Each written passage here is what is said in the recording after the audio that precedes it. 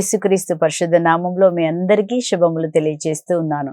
ప్రతిరోజు దేవుడు మనకి నూతన ఆశీర్వాదాన్ని ఇస్తారు కనుక ఈ రోజు కూడా దేవుడు మీకు నూతనముగా ఏదైతే మీ జీవితంలో దుఃఖముగా మారిందో ప్రతిదీ ఆయన నూతనంగా మారుస్తారు. మన దేవుడు ఏదైనా మన జీవితంలో వేదన ఉంటే దాన్ని తొలగించడానికే యేసు ప్రభు ఈ లోకానికి వచ్చి ఉన్నారు.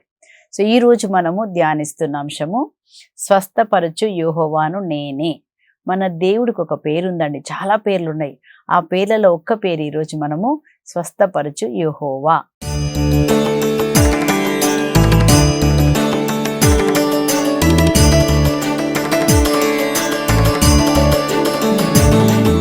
నిర్గమకాండము 15వ అధ్యాయము 26వ వచనంలో దేవుడు వారికి చెప్తున్నారు. ఏమంటున్నారంటే, నిన్ను స్వస్థపరచు యెహోవాను నేనే. అంటే అర్థం ఏంటండి? అంటే ఈ లోకంలో ఉన్న వారికి డాక్టర్లు ఉండొచ్చు, కానీ మీకు మాత్రము నీకు నేనే డాక్టర్, నేనే మీకు స్వస్థత కలిగిస్తానని దేవుడు ఆ రోజు పలికి, తర్వాత అది ఎలా నెరవేరిందంటే యేసు ప్రభు ఆయన సిలువలో మరణించినప్పుడు ఏం జరుగుతుందంటే ఎలా స్వస్థత చేస్తానని చెప్తున్నారు. యెషయా గ్రంథం 53:4-5లో మనం ఏం చదువుతున్నామంటే, ఆయన పొందిన దెబ్బల చేత మనకి స్వస్థత కలిగెను. అంటే ఒక్కొక్క దెబ్బ ఆయన వీపు మీద పడ్డప్పుడు యేసు ప్రభు ఏడవలేదంట, అనలేదంట. ఏం చెప్పారంటే, ఒక్కొక్క దెబ్బ పడుతుంటే ఈ దెబ్బ రోగాన్ని, క్యాన్సర్తో బాధపడుతున్న ప్రతి రోగము తొలగిపోవును గాక, ఈ దెబ్బ ద్వారా ఒక్కొక్క రోగం పేరు చెప్పారంట. అన్ని రోగాలు, ఎన్ని రోగాలైతే ఉన్నాయో ప్రతి రోగాన్ని యేసు ప్రభు సిలువలో ఆయన ఏం చేశారు, దాన్ని నిర్మూలన చేశారు. తన పొందిన దెబ్బల చేత రోగం మొత్తాన్ని ఆయన తొలగించి మనకి రోగిగా ఉన్న మనల్ని స్వస్థత కొరకు, మన స్వస్థత కొరకు, నిన్ను నన్ను స్వస్థపరచడానికి, రోగిగా ఉన్న మనల్ని ఆయన స్వస్థపరచడానికి ఆయన గాయముల చేత మన గాయములు ఆయన కట్టుకట్టారు. కాబట్టి ఈరోజు మనం ఏం ధ్యానిస్తున్నామంటే, ఆయన స్వస్థపరచు యెహోవాను నేనే. ఆయన పేరు యెహోవా రాఫా. రాఫా అంటే స్వస్థపరచు దేవుడు అని మనం చదువుతున్నాం. మరి ఈ లోకంలో ఉన్నప్పుడు యేసు ప్రభు ఏం చేశారు చూద్దామా. మత్తయి సువార్త 4వ అధ్యాయంలో 23-24లో మనము ఈ విధంగా చదువుతున్నాం. యేసు ప్రభు ప్రార్థనా మందిరములలో బోధించుచు పరలోక రాజ్యపు సువార్తను గురించి ప్రసంగించుచు ఏం చేశారంట, వాక్యం మాత్రమే ప్రసంగించలేదండి, కానీ ఏం చేశారు చూడండి. రెండోదిగా ప్రజల వ్యాధి బాధలనెల్లా పోగొట్టుచుండెను. వ్యాధులతో పాటు బాధలు కూడా. యేసు ప్రభు యొక్క సువార్త ఏంటి అంటే, పరలోక రాజ్యాన్ని గురించి, అనగా మీరు ఈ లోకానికి చెందినవారు కాదు, పరలోకానికి మనం వెళ్ళిపోవాలి అని చెప్పారు. మీ కొరకు నేను స్థలం ఏర్పాటు చేస్తాను అని చెప్పిన తర్వాత ఏం చెప్తున్నారు, ప్రజల యొక్క వ్యాధి బాధలు అంటే వారికున్న ఎన్ని వ్యాధులు ఉన్నాయో ప్రతి వ్యాధిని ఆయన స్వస్థపరిచినట్టుగా మనం చూస్తున్నాం. బాధలని, రెండోదిగా బాధలు కూడా అంట. అక్కడ ఏం చూస్తున్నామంటే ఎట్లా ఉన్నారంట వాళ్ళు, వివిధములగు వ్యాధులు కదండి. ఏం వ్యాధులు? రకరకాలైన వ్యాధులు. రెండోది వేదనలతో, రకరకాలైనటువంటి వేదన కదండి. లోకంలో జబ్బు ఉంటేనే ఒక వేదన కదా, అప్పు సమస్య వస్తే ఇంకొక వేదన, పిల్లలకు పెళ్ళిళ్ళు కాకపోతే ఇంకొక వేదన కదా, రకరకాలైన వేదన, కుటుంబంలో సమస్యలు, భర్తతో సమస్యలు, పిల్లలతో ఒక వేదన పోతుంటాం కదా, ఆ వేదన కూడా ఆయన స్వస్థపరిచారంట. ఇంకా ఏం చేశారు చూడండి, పీడించబడుతున్న వారిని, అలాగే పిశాచిగ్రస్తులను, మూర్ఛ రోగులను, పక్షవాత రోగులను, ఇలాంటి వారందరినీ ఆయన దగ్గరికి తీసుకొని రాగా వారిని ఆయన స్వస్థపరిచెను. ఎలాంటి రోగము, ఎలాంటి బాధతో ఉన్నారో ఎక్కడ తీసుకొచ్చారంటండి, యేసు ప్రభు దగ్గరికి తెచ్చారంట. ఆయన గాయాలు, ఆయన చేతులలో గాయాలు నీకు నాకు స్వస్థతగా మారుతాయి. కాబట్టి ఈరోజు మీరు ఎలాంటి వ్యాధితో, ఎలాంటి బాధతో, ఎలాంటి వేదనతో మీరు వేదన పడుతున్నారో, దుఃఖపడుతున్నారో, ఒక్కసారి ఈరోజు మీరు కూడా సిలువ దగ్గరికి రండి. రావడం అంటే ఏంటండి, కళ్ళు మూసుకొని చూడండి, దేవా నన్ను స్వస్థపరిచయ్యా, నేను ఇక్కడ గాయంతో ఉన్నాను. ఎందుకంటే అట్లాంటి వారు, రోగులు, బాధలు అందరూ యేసు వద్దకు రాగా ప్రతి ఒక్కరిని స్వస్థపరిచను. ఇది సువార్త. ప్రతి ఒక్కరిని స్వస్థపరిచను. తప్పకుండా నీకు కూడా స్వస్థత కలుగుతుంది. మన దేవుడు ఎవరంటే తప్పకుండా మనకి స్వస్థత కలగజేసే దేవుడు. 3 రకాలైనటువంటి స్వస్థతలు ఈరోజు మనం ధ్యానిస్తాం. మొదటిగా చూసినప్పుడు శారీరకమైన స్వస్థత. శారీరకంగా అంటే మన శరీరంలో ఒక రోగం కదా. రెండోది మానసిక స్వస్థత. కొంతమంది రోగం ఏమి ఉండదండి, కానీ ఒక అనుకోని సంఘటనల వల్ల, కొన్ని విషాద సంఘటనల వల్ల వాళ్ళు మనస్సు గాయపడి ఆ మనస్సు వల్ల విచారంలోకి వెళ్ళిపోయి ఎలా ఉంటారండి, ఒక మానసిక వ్యాధి. అందుకే చెప్తారు మానసిక వ్యాధికి మందే లేదంట, కానీ మందు ఉందని నేను చెప్తాను. యేసు ప్రభువే ఆ మందు కదండి. నీ యొక్క మానసిక వ్యాధిని కూడా ఆయన స్వస్థపరచగలడు. గాయపడిన వారిని, మనస్సులో గాయపడ్డావా, నీ గాయాన్ని ఈరోజు యేసు ప్రభు దగ్గర చెప్పు. ఆయన నిన్నేం చేస్తాడు, మంచి కాపరి తన గొర్రెలకి గాయాన్ని కట్టుకడతారంట. మరి మూడోదిగా మనం చూస్తున్న మూడో స్వస్థత ఏంటంటే ఆత్మలో ఒక బంధకం ఉండడం వల్ల, ఈ ఆత్మలో బంధకం వల్ల ఒక మనిషి ఎలా వెళ్ళిపోతాడు, సాతాను చేతిలోకి వెళ్ళిపోతాడు. రోగాలేముండవు, కానీ ఆ సాతాను పీడించడం వల్ల, సాతాను శక్తి వల్ల చాలామంది ఏం చేస్తారంటే సాతాను చేతిలో బానిసగా చెడు అలవాట్లకి, చెడు తలంపులకి, లేకపోతే రకరకాలైనటువంటి పీడకలలు ఇవన్నీ పట్టి నిన్ను పీడిస్తున్నప్పుడు శాంతి లేకుండా ఉంటావు. కాబట్టి దీన్ని ఏమంటారంటే ఆత్మీయ స్వస్థత. ఈ 3 స్వస్థతలు యేసు ప్రభు చేస్తారు. సో మొదటిగా మనము శారీరక స్వస్థత గురించి చూసినప్పుడు మనకి ఎవరు గుర్తొస్తారు అంటే చాలామంది ఉన్నారు, కానీ మార్కు సువార్త 5వ అధ్యాయంలో ఉన్నటువంటి రక్తస్రావ రోగి గురించి ఈరోజు మనము ధ్యానిస్తాము. ఈమెకున్నటువంటి సమస్య ఏంటి అంటే అక్కడ మనం చూస్తున్నాము, ఆమెకి ఏం సమస్య ఉందంటండి, ఆమె 12 సంవత్సరాల నుంచి రక్తస్రావం అనే వ్యాధితో బాధపడుతుంది. రక్తస్రావం అంటే మనకు తెలుసండి, ముఖ్యంగా స్త్రీలకి ప్రతి నెల వస్తుంది కదా రక్తం. వచ్చినప్పుడు ఆమెకి ఏందంట, అది ఆగట్లేదంట. మరి గమనించండి, 4 రోజులు 3 రోజులు వస్తేనే చాలా బలహీనమైపోతారు. అట్లాంటిది ఆమె రక్తస్రావ రోగంతో, అంటే ఎన్ని రోజులు ఆ రక్తం ఆమెలో నుంచి, ఒకవేళ నెల రోజులు రక్తం నీ శరీరంలో నుంచి వెళ్ళిపోతే ఎలా అయిపోతారండి, నడవలేని స్థితిలోకి వెళ్ళిపోతారు. రక్తం అంతా పోతుంటే అక్కడ ఏమని రాసింది చూడండి, ఎన్నో మంది వైద్యుల దగ్గరికి వెళ్ళిందంట, ఎంతో మంది డాక్టర్లకి. మనం కూడా ఇవాళ రేపు చూసినప్పుడు చాలా రకాలైన జబ్బులు వస్తున్నాయి, ఎన్ని మందులు వేసుకున్నా తగ్గట్లేదు కదా అని అందరికీ ఇప్పుడైతే ఎక్స్పీరియన్స్. ఎందుకంటే అన్ని జబ్బులు అట్లాగే, జలుబు వస్తే తగ్గట్లేదు, దగ్గొస్తే తగ్గట్లేదు, వీపు నొప్పి వస్తే తగ్గదు కదండి. ఇలాగ అన్ని వేసుకున్నారు, ఆమె కూడా అట్లాగే వేసుకుంది. ఒకవేళ నీ పరిస్థితి కూడా అలా ఉంటే, ఈరోజు నువ్వు కూడా బాధపడుతుంటే, అయ్యో ఎన్ని మందులు వేసుకున్నా తగ్గలేదు, కానీ విశ్వసించండి, ఎంతో డబ్బు ఖర్చు పెట్టినట్ట తగ్గకపోగా పెరిగిందంట. చూడండి, మన పరిస్థితి కూడా అట్లాగే ఉంటుంది కదండి. ఒక్కొక్కసారి తలనొప్పి వచ్చినా, లేకపోతే క్యాన్సర్ వ్యాధి వచ్చినా, లేకపోతే ఏదైనా కానీ దగ్గి చాలామంది అంటున్నారు దగ్గు అసలు తగ్గట్లేదండి అంటున్నారు కదండి. ఇలాంటి బాధలు అంటే రోజు మెడిసిన్స్ వేసుకుంటున్నాం, ఒక్కసారి తగ్గక ఎక్కువైతుందేమో. ఇలాంటి ఒక పరిస్థితిలో ఏం చేయలేని, ఏ డాక్టర్ కూడా ఏం చేయలేరు, కానీ ఒక డాక్టర్ ఉన్నారని మనం మర్చిపోకూడదు. ఈరోజు నీ పరిస్థితి ఎంత ఉన్నా, ఎన్ని సంవత్సరాలకు ఉన్నా, నువ్వు వింటున్న ఈ వాక్యం ద్వారా నీకు స్వస్థత కలుగుతుంది. ఎందుకంటే దేవుడు ఏమన్నారు, నా వాక్యాన్ని పంపి నేను మీకు స్వస్థతనిస్తానంటారు. కాబట్టి మనం ఏం చేయాలి, వాక్యాన్ని మనమే పంపించాలి. ఎట్లా పంపించాలి చెప్తాను, ముందుగా మనం ఇది చూద్దాం. సో ఇక్కడ ఆమె ఏం చేసిందంటండి, ఏమాత్రం తగ్గగా యేసు ప్రభు గురించి విన్నదంట. ఈరోజు మీరు వింటున్నారు కదా, ప్రతిరోజు దివ్యవాణి టీవీలో అనేక వాక్యాలు మీరు వింటున్నారు కదండి. ఈ వాక్యం అంట ఆమె కూడా అట్లాగే విని, ఓ యేసు ప్రభు స్వస్థత చేస్తారు, ఆయన దగ్గరికి వెళ్తే చాలని ఆమె ఏమనుకుందంట, నేను ఆయన అంగీని ముడితే చాలు నాకు స్వస్థత అవుతుంది అని ఆమె ఎట్లా విశ్వాసం పెంచుకుంది, వాక్యం వినుట ద్వారా విశ్వాసం పెరుగునని రోమాపత్రిక 10:17లో మనం చదువుతున్నాం. ఈరోజు నీకు కూడా రోగం తగ్గాలంటే వాక్యాన్ని వినాలా, మళ్ళీ వినాలా. నువ్వు వింటూ ఉంటే విశ్వాసం పెరిగి, జీసస్ నాకు స్వస్థత కలుగును గాక అని చెప్పావనుకోండి, స్వస్థత జరుగుతుంది. ఎందుకు అంటే దేవుని యేసు నామంలో శక్తి ఉన్నది, ఆయన వాక్యంలో శక్తి ఉన్నది కదండి. మందులో టాబ్లెట్ ఉందో లేదో నాకు తెలియదు, ఎందుకంటే తగ్గట్లేదు కాబట్టి అందులో ఉన్నాయో లేదో మనం చెప్పలేం. కానీ ఇక్కడ మాత్రం 100% కదండి. ఆమె ఏం చేసిందంటే ఇంటిలోనే అనుకొని వచ్చిందంట, ఏమని, నేను ఆయన తాకితే చాలు స్వస్థత అవుతా అని తలంచిన తర్వాత తాకిందంట కదా. మనం కూడా ఏం చేయాలంటే, మనం వాక్యాన్ని విని మనం ఏం చేయాలి, విశ్వాసాన్ని పెంచుకొని గట్టిగా నిలబడి అప్పుడు చెప్పాలి, యేసయ్యా నువ్వు పొందిన దెబ్బలచే నాకు స్వస్థత కలుగునుగాక అని మనం నోటితో దేవుని వాక్యం తీసుకొని పలకాలంటే నీ రోగంలోనికి వాక్యాన్ని పంపించాల. వాక్యం ఏం చేస్తుంది, యెషయా గ్రంథం 55లో 10వ వచనంలో మనం ఏం చూస్తున్నామంటే, వాన మంచు ఆకాశం నుండి ఎలా దిగి వచ్చి అచ్చటికి మరలిపోదు, అట్లాగే మనము వాక్కు కూడా అలాగే ఉండును. నా నోటి నుంచి ఏదైతే వాక్యం మనం పంపిస్తున్నామో అది నిష్ఫలముగా తిరిగి రాదు. ఏ వాక్యమైతే దేవా నాకు స్వస్థత కలుగునుగాక అని చెప్పినటువంటి నీ వాక్యము ఈ రోగంలోకి వెళ్ళి ఏం చేస్తుందంట, నిష్ఫలముగా తిరిగి రాక అది పంపిన కార్యము నెరవేర్చును. దేనికోసం పంపావు? దేవా నువ్వు పొందిన దెబ్బలచే నాకు స్వస్థత కలుగునుగాక అని రాసిన ఈ వాక్యం ప్రకారం నువ్వు చెప్పినప్పుడు అట్లాగే జరుగును. ప్రతిదీ చెప్పాలి, అదొక్కటే కాదు. ఇప్పుడు నీకు అప్పు సమస్య ఉంది, దేవా నీ ఐశ్వర్యం చేత నా అవసరాలు తీర్చబడునుగాక అని చెప్పి మనం 10 రూపాయలు ఎప్పుడైతే ఇస్తామో నీ యొక్క అప్పు సమస్యని ప్రభు తీరుస్తారు కదా.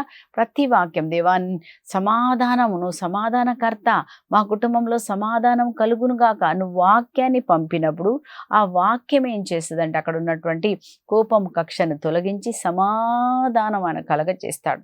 సో నువ్వు వాక్యాన్ని ఏం చాలా చదివి, నువ్వు ఎప్పుడు పలుకుతావు? చదివితేనే కదా. చదివి అది లోపంలోకి వెళ్ళినప్పుడు ఆ నోటిలో నువ్వు ఎప్పుడైతే పలుకుతున్నావో, దేవుడు ఏమన్నారు, నా భూమి నిరాకారముగా శూన్యముగా ఉండినప్పుడు ఏమన్నా దేవుడు వెలుగు కలుగునుగాక. దేవుని మాట చేత సర్వ సృష్టి సృష్టించబడింది. నీ మాట చేత నీకేం కావాలో నువ్వు సృష్టించుకోవాలా. నాకు స్వస్థత కావాలా ప్రభా, నువ్వు పొందిన దెబ్బలచే నాకు స్వస్థత కలుగునుగాక అని నువ్వు నోటితో చెప్పినప్పుడు అది స్వస్థతగా మారుతుంది. కాబట్టి మన వాక్యాన్ని పంపించాలా. ఈమెం చేసింది, అనుకుందంట, నేను యేసేను తాకితే చాలు అని విశ్వసించి తాకిందంట. ఎబ్రీల పత్రిక 11:6 కూడా మనం ఏం చదువుతామంటే, దేవుడి దగ్గరికి వచ్చేవారంట దేవుడు ఉన్నాడని.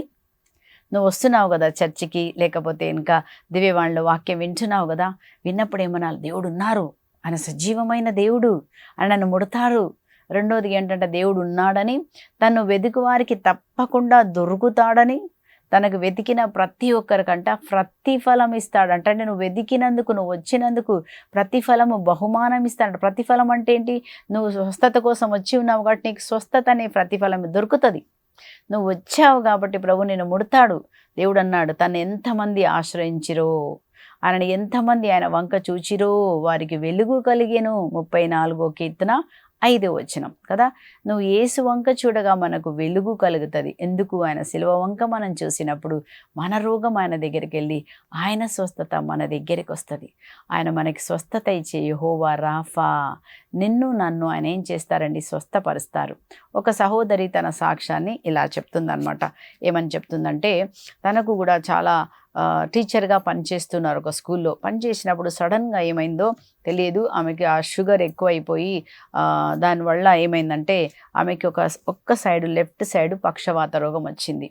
సో చాలా వేదన. డాక్టర్ దగ్గరికి తీసుకొచ్చారు కదండి. డాక్టర్లు మందులు ఇస్తారు, కానీ ఈ లోపు ఆమె బెడ్లో ఉంది. బాత్రూమ్ కూడా వెళ్ళలేదు, ఎందుకంటే ఒక్క సైడు పక్షవాతం వస్తే కాళ్ళు లేవదు, చేయి లేవదు కదా. సో అట్లాంటి పరిస్థితుల్లో వాళ్ళ కొడుకు ఏం చేశాడంట, వాళ్ళ అబ్బాయి మరి డిగ్రీ చదువుతున్న అబ్బాయి, ఒకటే కొడుకంట, కానీ అబ్బాయి కాలేజ్కి పోకముందు వాళ్ళ అమ్మని లేపి మళ్ళా వీల్ చైర్లో పెట్టి ఆమెను బాత్రూమ్కి తీసుకెళ్ళి ఆమె మళ్ళా తీసుకొచ్చేసి పెట్టి ఇలా చేస్తుంటే చాలా బాధపడిందంట. ప్రభువా, నేనే నా కొడుకు హెల్ప్ చేయాలి, ఇట్లాంటి పరిస్థితిలో నేను ఈ స్థితిలోకి వచ్చాను ప్రభువా, ఇప్పుడు నన్ను ఎవ్వరు పట్టించుకోలేరు, ఏ డాక్టర్ కూడా ఈ పక్షవాత రోగంను స్వస్థపరచలేరు. కానీ వాక్యంలో రాసి ఉంది, మత్తయి సువార్త 4:23-24 పక్షవాత రోగులను మీ దగ్గరికి రాగా ఒక్కొక్కరి మీద నీ చేయి ఉంచా అన్నారు. ప్రభువా, ఈరోజు నన్ను జ్ఞాపకం చేసుకో అయ్యా, నువ్వు పొందిన దెబ్బలచే నాకు స్వస్థత కలిగి ఉందని ఆమె అలా చెప్పిన తర్వాత ఏం చేసిందంట, కన్నీటితో తన పాపాలు ఒప్పుకోవడం మొదలుపెట్టిందంటండి. సో దేవుడు ఏం చేస్తారంటే మనకి పశ్చాత్తాపం కలగచేస్తారు. కాబట్టి మరి మన పాపము దేవునికి వ్యతిరేకంగా అడ్డుగా ఉంటే, ఏదైనా మన్నింపలేనితనమో లేకపోతే ఏదైనా ఉన్నట్లయితే, ఎవరైనా గాయపరిచామో, ఏదైనా అన్యాయం చేసావేమో, ఆ అన్యాయం నీకు రోగంగా మారచ్చు కదా. సో అప్పుడు ఏమేం చేసిందంట, పడుకొని ఏడుస్తూ చెప్తుందంట, దేవా నన్ను మన్నించు, నా పాపాలన్నీ కడుగు, నేను ఇట్లా చేశాను ప్రభా, నన్ను మన్నించు ప్రభా, ఒకవేళ ఈ పాపం వల్ల నాకు రోగం వచ్చిందేమో దేవా, నా పైన దయ చూపించని ఆమె అలా బెడ్ మీద కూర్చొని ప్రార్థించుకొని ఏడుస్తున్న సమయంలో అద్భుత రీతిగా ఆమె చూస్తుందంట, ఏదో ఒక శక్తి వచ్చి తనలో తాకిందంట. తాకినప్పుడు తర్వాత ఏం చేసిందంటే అనిపించేసి థ్యాంక్ యూ జీసస్, తెలియకుండానే థ్యాంక్ యూ జీసస్ అని లేచి కూర్చుందంట. చూసారండి, లేవలేని ఆమె, పక్షపాత రోగంలో ఉన్న ఆమె లేచి కూర్చొని, అప్పుడు ఆమెకు అర్థమైపోయింది దేవుడు స్వస్థత చేశారని. లేచి బెడ్ మించి లేచి నడిచిందంట.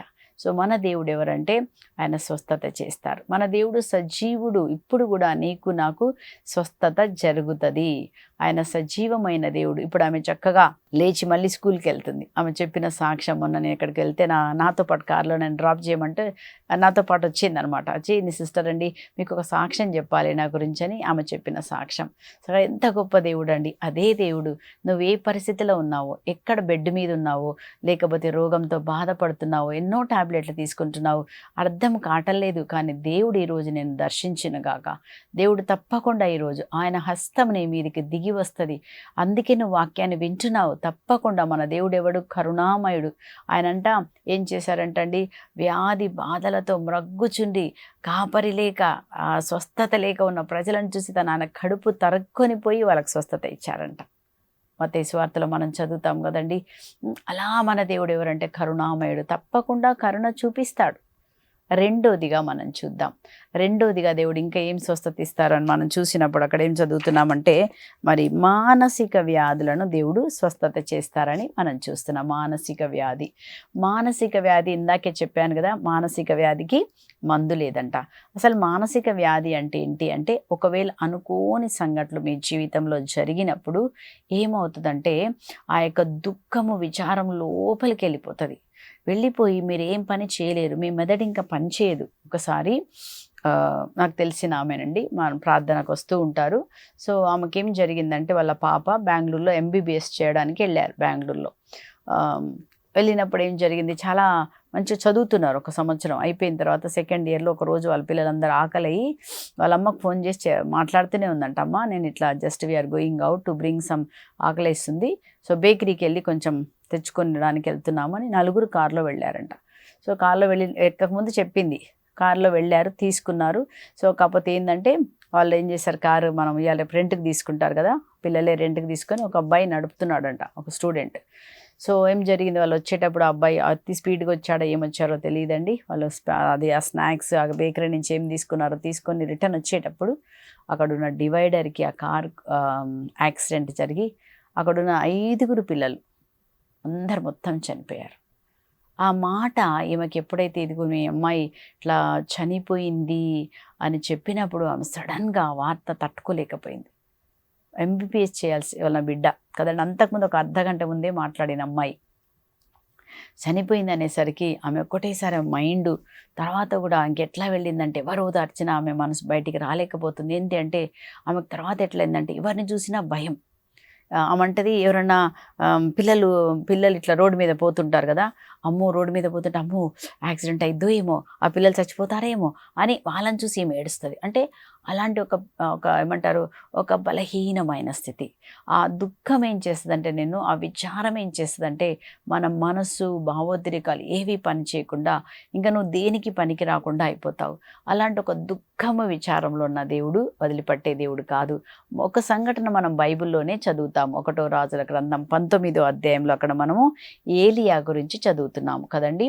ఏలియా ఏం చేశాడు, 18వ అధ్యాయంలో ఆయన కార్మెలు కొండ మీద ఇజ్రాయెల్ ప్రజలను తీసుకెళ్ళి అబద్ధ ప్రవక్తలందరినీ కూడా ప్రార్థన చేసి అగ్ని దిగి వచ్చినప్పుడు అబద్ధ ప్రవక్తలందరినీ కూడా ఆయన చంపేస్తాడు. ఈ అబద్ధ ప్రవక్తలు ఎవరంటే జెజబెలు పోషించిన ప్రవక్తలు. అప్పుడు జెజబెలు కోపం వస్తుంది, ఏంటి నా ప్రవక్తలను నువ్వు చంపుతావా, రేపీ పాటికి నేను నిన్ను చంపుతానని. రాణి కదండి, రాణి అంటే భయపడతామా లేదా? సో ఆయన భయపడి ఇప్పుడు అమ్మో రాణి నన్ను చంపుతుంది అన్నప్పుడు భయపడి ఏం చేస్తాడు, పారిపోతాడు. అంటే ఇక్కడ మనం చదువుతున్నాము, ఏలియా రాణి మాటలకు భయపడి ప్రాణములు దక్కించుకొనగోరి ఏం చేశాడంట, పారిపోయాడంట. 4వ వచనం, తానొక్కడే అరణ్యమున ఒక రోజు ప్రయాణం సాగించి రేగు చెట్టు కింద కూర్చుండి ప్రాణములు విడవగోరారంట. ఏమంటున్నాడు చూడు, ప్రభు ఈ బాధలు చాలు, నా ప్రాణం తీసుకో, నాకొద్దు ప్రభా, నేను బ్రతకలేను. ఎప్పుడండి, వేదన పడ్డప్పుడు, దుఃఖపడ్డప్పుడు, ఆ బాధ భరించలేనప్పుడు ఏమంటామంటే వల్ల కాదు ప్రభా అని మానసికంగా కృంగిపోయాడు. అంతకుముందు ఎట్లా ఉన్నాడు, ధైర్యంగా వాక్యాన్ని బోధించాడు, అగ్నిని పరలోకా నుంచి తీసుకొచ్చాడు. అలాంటి వ్యక్తి ఒకటేసారి ఒక మాటకి భయం, కదండి. మానసిక వ్యాధి అంటే భయము, విచారము, దుఃఖము ఇవన్నీ కూడా మన లోపలికి వెళ్ళిపోయి అస్సలు మన జీవితం ఏంటో అర్థం కాదు. ఒక్కోసారి వాళ్ళు ఏం తింటారో తెలీదు, తిన్నా అరగదు. ఎందుకు? మానసిక వ్యాధి కదా. ఇలాంటి వ్యాధి ఉన్నప్పుడు ఏం చేస్తారు మనుషులు? వాళ్ళు బక్కచిక్కిపోతారు, వేదనలో ఉంటారు. కానీ యేసు ప్రభు ఏం చేశారండి? ఏలియాకి ఏం చేశారు? వదిలిపెట్టలేదు. ఆయన ఏం చేశారు? కాకితో ఆహారము రొట్టె నీళ్ళు 2 పంపించి బలపరుస్తాడు. అంటే నిన్ను నన్ను వాక్యం ద్వారా మనల్ని మళ్ళీ ఇలాంటి వాళ్ళు బయటికి రావాలంటే వాక్యం వింటూ ఉండాలి, మళ్ళీ మళ్ళీ వినాలా. అది అర్థం కాకపోయినా ఎందుకు అంటే 2 కొరింథీయులకు రాసిన లేఖలో 10వ అధ్యాయంలో 3-5 వరకు ఏమని రాయబడి ఉంటుందంటే, అక్కడ మనం చదువుతున్నాము, సాతాను కట్టిన దుర్గములను కూడా, మనం వాడేటువంటి వాయిదము సామాన్యమైనవి కాదు, అవి మనసులో కట్టిన దుర్గములను కూడా పడగొట్టగల శక్తివంతమైన వాక్యము. నువ్వు వింటున్న వాక్యం ఏం చేస్తుందంటే, నేను సాతాను పెట్టిన వాక్యాన్ని తీసివేసి దేవుని వాక్యం ఏం కాదు, దేవుడు మళ్ళీ నిన్ను ఆశీర్వదిస్తారు, దేవుడిని కృప నీకు దొరుకుతుంది, నువ్వు పైకి లేస్తావు, నువ్వు మళ్ళీ మంచిగా ఉంటావు, నీకు భయం ఉండదు, దేవుడు ధైర్యపరిచే ఆత్మతో నింపుతున్నాడు, భయపడకు, దేవుడు నీకు తోడుగా ఉన్నాడు. ఈరోజు దేన్ని చూసి భయపడి నువ్వు పారిపోతున్నావు, దేన్ని చూసి కృంగిపోతున్నావు? దేవుడు అంటున్నాడు, కృంగుదల ఆత్మను తీసివేసి ఆనంద తైలముతో ఆయన నింపుతారు, కృంగిపోయిన వారిని లేపుతారంట దేవుడు. కీర్తన 147 3వ వచనంలో కూడా ఆ మాట రాయబడి ఉంటుందండి.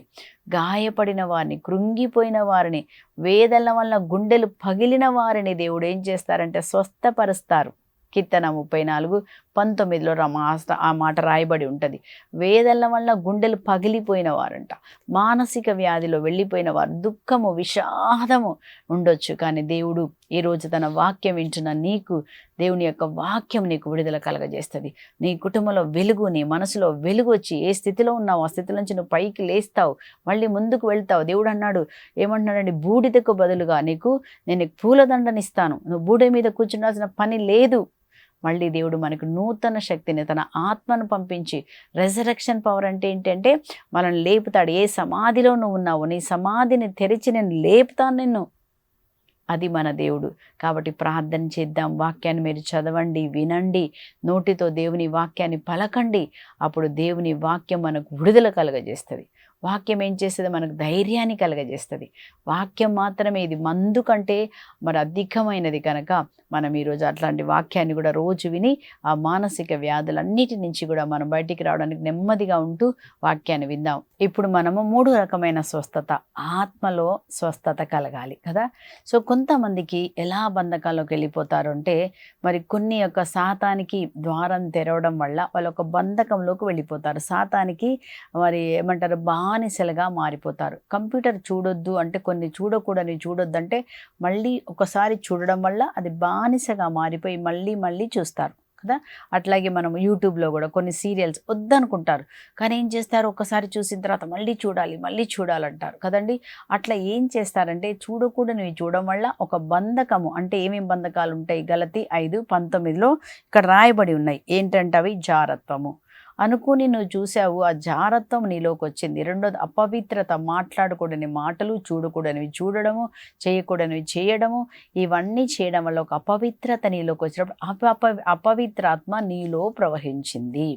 అపవిత్రాత్మ నీలోకి ఎలా వచ్చింది? నువ్వు మాట్లాడిన చెడు మాటల వల్ల, చూడకూడని పనుల వల్ల అపవిత్రాత్మ నీలోకి రావడం వల్ల, అపవిత్రాత్మ ఏం చేస్తుందంటే నీకు మనశ్శాంతి లేకుండా, నీకు నిద్ర పట్టకుండా, అంతేకాదు నువ్వు ఏ పని చేసినా నువ్వు సక్సెస్ కావు. ఎందుకంటే నీలో ఒక భయం వెంటాడుతుంది. ఇక్కడ ఏముంది చూడండి, ఇంకేముందంట, కాముకత్వము, విగ్రహారాధన, శత్రుత్వము, ఎప్పుడు చూసినా కొట్లాడుతుంటావు, తర్వాత కలహము, అందరితో నువ్వు కొట్లాడతావు. ఇది ఒక కొట్లాడే దురాత్మ. ఎక్కడో నువ్వు ద్వారం తెరిచావు కాబట్టి ఈరోజు వచ్చింది. పరిశుద్ధాత్మ నీలో లేకపోతే కలహం అనే లోపలికి వచ్చింది, కొట్లాట వచ్చింది. ఇంకేముందండి, అసూయ, క్రోధము, స్వార్థము, కక్షలు, మాత్సర్యము, త్రాగుబోత్తనము, విందులు, ఏం తినాలా. కొంతమంది అధికంగా తింటారు, ఎందుకు వాళ్ళకి తెలియదు.